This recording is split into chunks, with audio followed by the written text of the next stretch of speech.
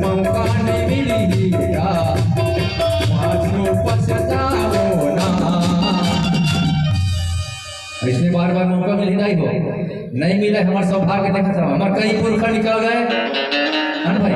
अब जैन जब जी हमारा भी छत्तीसगढ़ अंचल में अभी वर्तमान 2024 में भगवान राम के सुंदर मंदिर के उद्घाटन के कई झंझा है।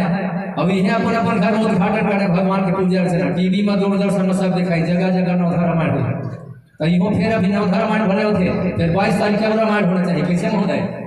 बोल श्यावर रामचंद्र की चोला तर जाई